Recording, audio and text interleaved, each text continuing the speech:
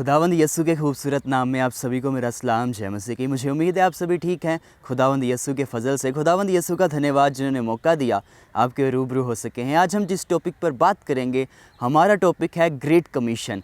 दोस्तों आइए परमेश्वर के वचन में चलते हैं। परमेश्वर के वचन में जब हम उत्पत्ति जेनेसिस उसका पहला चैप्टर और दूसरी वर्ष में पढ़ते हैं तो खुदावंद की कलाम में लिखा है, पृथ्वी बेडौल और सुनसान पड़ी थी और गहरे जल के ऊपर अंधियारा था तथा परमेश्वर का आत्मा जल के ऊपर मंडराता था। जब परमेश्वर ने कहा उजियाला हो तो उजियाला हो गया। दोस्तों आज हम चाहते हैं कि हमारे मोहल्ले में, हमारे शहर में, हमारे देश में रिवाइवल आ जाए, बेदारी आ जाए, चेंज हो जाए। आप जानना चाहते हैं रिवाइवल किस तरह आएगा? क्या आप जानना चाहते हैं चेंज किस तरह होगा आपका मोहल्ला, आपकी सोसाइटी, आपका शहर, आपका देश?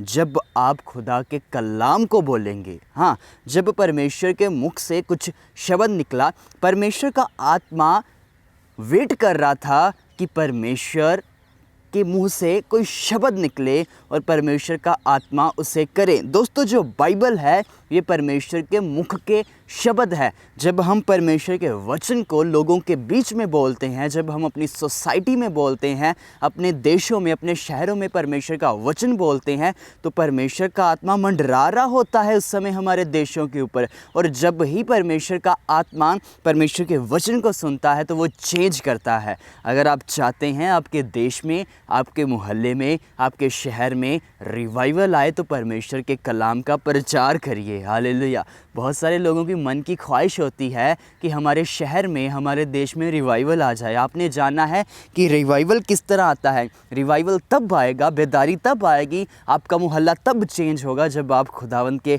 कलाम का प्रचार करेंगे। ये जो परमेश्वर की मुख की बातें हैं, जब आप इसे बोलेंगे तो पवित्र आत्मा चेंज करेंगे। पवित्र आत्मा आज वेट कर रहे हैं कि आप परमेश्वर के वचन का प्रचार करें। जब आप परमेश्वर के वचन का प्रचार करेंगे तो परमेश्वर का आत्मा जिंदगियों को बदलेगा। हालेलुया, प्रभु की स्तुति हो। दोस्तों आज हम बात करेंगे एलीशा नबी के टाइम के बारे में।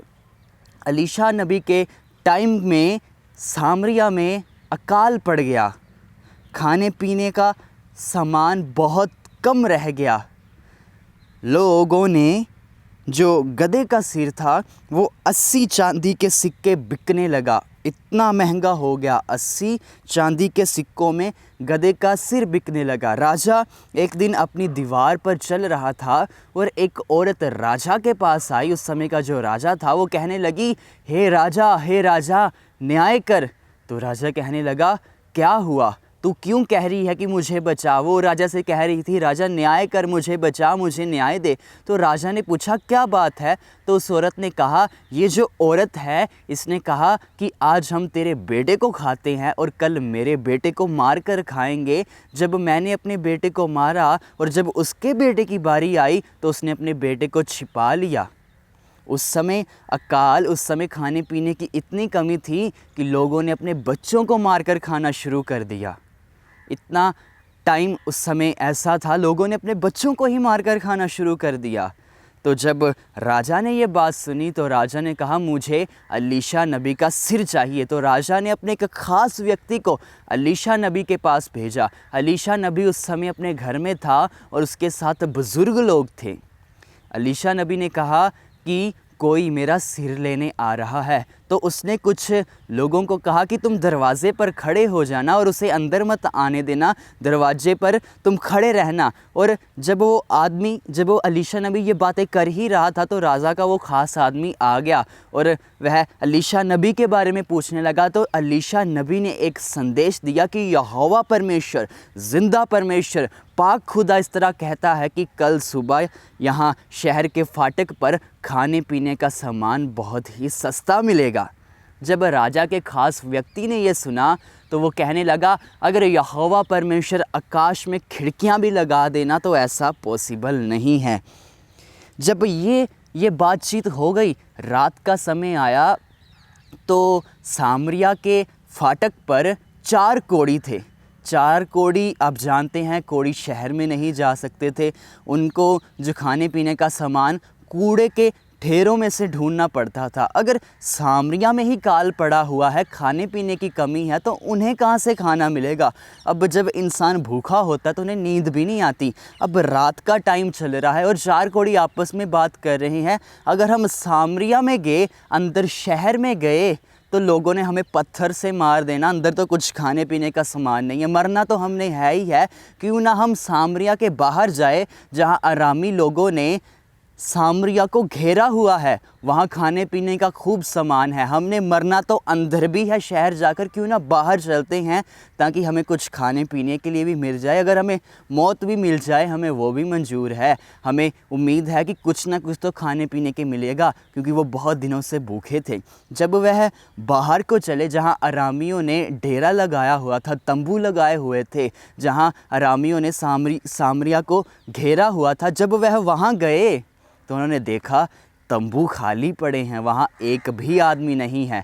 क्योंकि यहोवा परमेश्वर ने ऐसा किया कि जो अरामी थे उनको सुनाई दे रहा था कि एक बड़ी फ़ौज आ रही है।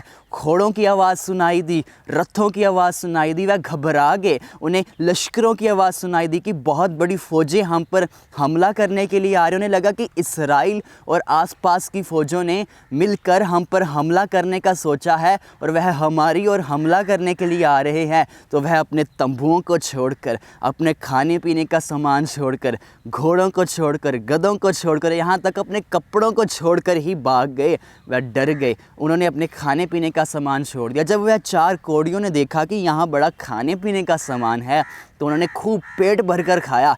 उन्होंने खाने पीने का सामान कुछ छिपा भी लिया। जब वह कर रहे थे ये, तो वो कहने लगे कि जो ये हम काम कर रहे हैं ये सही नहीं है। हमें अंदर जाकर बताने की ज़रूरत है कि खाने पीने का सामान यहाँ है। अगर हम चुप रहेंगे तो हम पर बवा आएगी। तो वह अंदर गए, उन्होंने राजा तक ये मैसेज पहुँचाया कि राजा, बाहर बहुत खाने पीने का सामान है, बहुत है। तो राजा को पहले विश्वास नहीं हुआ, तो राजा ने वही अपने ख़ास आदमी को, जो एलीशा नबी के पास आया था, उसे भेजा। दोस्तों, यीशु ने कहा, जीवन की रोटी मैं हूँ। दोस्तों, जब हम प्रार्थना करते हैं, खुदा के कलाम को पढ़ते हैं, तो हम जीवन की रोटी को खाते हैं। जब हम यीशु का प्रचार करते हैं तो हम जीवन की रोटी खाते हैं। जो कोढ़ी थे, लोग उन्हें निकम्मा समझते थे, लेकिन उन कोढ़ियों ने ही जाकर अंदर गवाही दी। उन कोढ़ियों ने जाकर अंदर बताया कि बाहर खाने पीने का सामान पड़ा है, जिसके वसीला से बहुत सारे लोगों ने पेट भर कर खाया। दोस्तों, आज दुनिया के लोग हमें निकम्मा समझते हो सकते हैं, वह ये समझ सकते हैं कि हम किसी काम के नहीं, लेकिन दोस्तों, गवाही आपने यीशु की देनी है कि जीवन की रोटी यीशु है। हालेलुया। दोस्तों, अब आपने पेट भर कर खा लिया है, अब आपने उसकी गवाही देनी है। कहीं आप चुप ना रहिएगा। अगर आप चुप रहेंगे तो आप पर भी बवा आएगी। बवा क्या होगी? जब आप परमेश्वर के सिंहासन के आगे खड़े होंगे तो यीशु भी आपके बारे में नहीं बोलेंगे। अगर आज हम जीवन की रोटी के बारे में नहीं बोल रहे, तो जब हम परमेश्वर के सिंहासन के आगे खड़े होंगे तो यीशु भी पिता से नहीं कहेंगे कि पिता ये हमारे लोग हैं, पिता इन्हें मैंने अपने लहू से ख़रीदा है। तो यीशु भी चुप रहेंगे। क्या आप चाहते हैं कि यीशु चुप रहें? अगर आप चाहते हैं यीशु आपके बारे में बोले, पिता ये हमारे लोग हैं, तो आपको आज गवाही देने की ज़रूरत है। उन 4 कोढ़ियों की तरह आज आपको भी रोटी के बारे में बताने की ज़रूरत है। उन्होंने शारीरिक रोटी के बारे में बताया था, आज आपको जीवन की रोटी जो यीशु है उसके बारे में गवाही देने की ज़रूरत है, उसके बारे में बताने की ज़रूरत है। हालेलुया, प्रभु की स्तुति हो। आज हमें जीवन की रोटी के बारे में बताने की ज़रूरत है। बहुत लोग हैं जिन्होंने जीवन की रोटी को खा लिया है, या जो खाते हैं। जीवन की रोटी को खाने का मतलब है प्रार्थना करना, यीशु का नाम जपना, यीशु की महिमा गाना, परमेश्वर के कलाम को पढ़ना। वो दूसरों को नहीं बताते, बहुत ज़रूरी है दूसरों को बताना, क्योंकि दूसरे लोग भूखे हैं। वो परमेश्वर के लिए उनके अंदर भूख है। वह चाहते हैं कि उन्हें पता चले कि सच्चा परमेश्वर कौन है। हमें आज यीशु की गवाही देने की ज़रूरत है। जब राजा को पता चला कि ये जो कोढ़ियों ने कहा है सच कहा है, तो राजा ने अब सुबह हो चुकी है, रात के टाइम ये पीरियड गुज़रा, उन्होंने रात के टाइम ही संदेश दिया। तो राजा को जब ये श्योर हो गया कि जो ये कह रहे हैं सही है, तो सुबह हो गई थी तब तक। तो राजा ने अपने वही आदमी को, जो एलीशा नबी के पास गया था, वो राजा ने उसकी ड्यूटी लगाई कि अब डिस्ट्रीब्यूशन जो होनी है उसकी ज़िम्मेदारी अब तेरी है, तुमने ख्याल रखना है। तो आप जानते हैं जब बहुत सस्ते में कोई चीज़ मिले तो लोग कैसे वो जल्दी करते हैं उस चीज़ को लेने की। वो तो अभी कितने दिनों से भूखे भी थे उसमें से लोग। तो उस जो राजा का ख़ास व्यक्ति था, बहुत ख़ास व्यक्ति था, लोगों ने उससे पैरों के नीचे कुचल दिया। एलीशा नबी ने उससे कहा था, जब उसने ये कहा कि अगर परमेश्वर आकाश में खिड़कियों को भी लगा दे तो ऐसा पॉसिबल नहीं है, तो एलीशा नबी ने ये कहा था कि तू अपनी आँखों से देखेगा पर तू खा नहीं सकेगा। एलीशा नबी ने उसे ये बात कहेगी, तो अपनी आँखों से ये सब होता देखेगा पर तो खा नहीं सकेगा। ऐसा ही हुआ जब लोगों को पता चला कि इतना सस्ते में खाने पीने का सामान मिल रहा है तो लोगों ने जल्दी की। वह फाटक पर खड़ा था, शहर के फाटक पर खड़ा था, लोगों ने उसको पैरों के नीचे कुचल दिया। दोस्तों जो वो राजा का ख़ास व्यक्ति था वो हर रोज़ खाना खाता था। वह राजा का व्यक्ति था, राजा के पास खाने पीने का सामान था, राजा का ख़ास व्यक्ति है, वो तो खाएगा ही, हर रोज़ उसका पेट भरता था। जब आप बहुत बार इस तरह होता है, जब आप बहुत सारे मसीहों को अपना आप विज़न देते हैं, जब आप ये बातें करते हैं कि परमेश्वर मेरे द्वारा ये करेगा, परमेश्वर ये कर सकता है, तो बहुत बार ये कहते हैं कि ये नहीं होता है, ये नहीं हो सकता। मसीही कहते हैं बहुत सारी, जिस तरह वो जो व्यक्ति था वो रोज़ खाना खाता था और उसने कहा कि ये पॉसिबल नहीं है। आज भी इस तरह है जो जीवन की रोटी खाते हैं, जब उन्हें हम अपने विज़न देते हैं कि मेरे द्वारा इतनी रूहें बचेगी, मुझे विश्वास है, तो वो कहते हैं नहीं ये पॉसिबल नहीं है। लेकिन याद रखिए जो परमेश्वर का वचन है वह सच्चा है और परमेश्वर का वचन कहता है हम सब कुछ कर सकते हैं। हमने दुनिया के लोगों की बातों की ओर ध्यान नहीं देना, चाहे वो कोई मसीही इस तरह कह रहा है ये नहीं हो सकता, लेकिन हमने खुदा के कलाम की ओर ध्यान देना है कि खुदा का कलाम कहता है कि हम सब कुछ कर सकते हैं। हालेलुया। इसलिए बड़े बड़े टारगेट सेट करिए आप, हालेलुया, बड़े बड़े गोल सेट करिए कि मैंने इतनी रूहों को बचाना है, इतनी मिलियन रूहों को बचाना। अगर आप ये फैसला करेंगे कि मैंने इतनी 1 मिलियन रूहों को बचाना, तो आप बचा सकेंगे। हालेलुया। मैं ये नहीं कहता आप नहीं बचा सकते, लेकिन मैं ये कहता हूँ आप बचा सकते हैं, क्योंकि परमेश्वर आपको सामर्थ्य देगा, परमेश्वर आपको ताकत देगा, परमेश्वर आपको जोर देगा, परमेश्वर आपको इस्तेमाल करेगा। इसीलिए बड़े बड़े टारगेट सेट करिए। हालेलुया। उन 4 कोड़ियों के द्वारा बहुत सारे लोगों ने पेट भरा। बहुत सारे लोग, अगर 4 कोड़ी ना बताते तो बहुत सारे लोगों ने भूख से मर जाना था। आज हमें बताने की ज़रूरत है जीवन की रोटी के बारे में। कहीं ऐसा ना हो कि बहुत सारी रूहें नाश हो जाएं, बहुत सारी रूहें सदीपक मौत में चली जाएं, लेकिन हमने यीशु की गवाही देनी है जब हम जीवन की रोटी के बारे में बताएंगे। क्योंकि यीशु ने कहा है, जब हम यूहन्ना उसका 6 चैप्टर 35 वर्ष में पढ़ते तो लिखा है, यीशु ने उनसे कहा जीवन की रोटी मैं हूँ। हमने जीवन की रोटी के बारे में बताना है ताकि लोग सदा की ज़िंदगी पा सके, उद्धार पा सके और वह निजात पा सके। हालेलुया। खुदावंद की स्तुति हो, खुदावंद की तारीफ हो। आइए हम दुआ करेंगे। अगर आप चाहते हैं प्रभु आपको इस्तेमाल करे तो आप परमेश्वर से कहिए कि परमेश्वर मुझे इस्तेमाल कर, आज से मैं तेरी गवाही देने के लिए तैयार हूँ। रिबा खूमा नला सेरे बे शाखेले बेरे बेरे बे। प्रभु जो चाहते हैं कि आप इन्हें इस्तेमाल करिए, भर दीजिए इन्हें अपनी सामर्थ से। तेरे लोग तेरी सामर्थ से भर जाएं, इसी टाइम तेरे रूह के वरदानों से भर जाएं। वरदान इनकी ज़िंदगी में आए, फल इनकी ज़िंदगी में आए, तेरी रूह की आग इनकी ज़िंदगी में आए। प्रभु तेरी आग इनकी ज़िंदगी में आए। हर प्रकार के बंधन यीशु के सामर्थी नाम में इसी टाइम टूट जाएं। हर प्रकार की दर्दें यीशु के नाम में इनके शरीरों को छोड़ें। बीमारियां यीशु के नाम में इनके शरीरों को छोड़ें।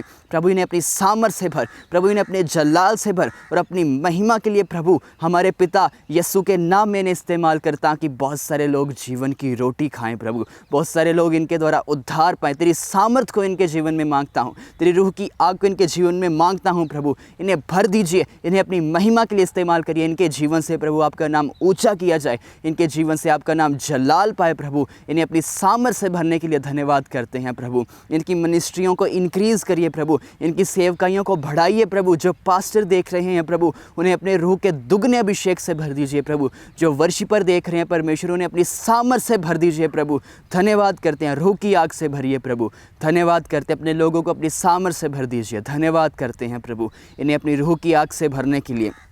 हम विश्वास करते हैं परमेश्वर आपने अपने लोगों को अपनी सामर्थ से भरा है, अपनी रूह की आग से भरा है। पिता हम आपका शुक्र करते हैं। पिता हम सारी प्रार्थना यीशु के नाम में मांगते हैं, आमीन आमीन। हालेलुया। खुदावंत की स्तुति हो।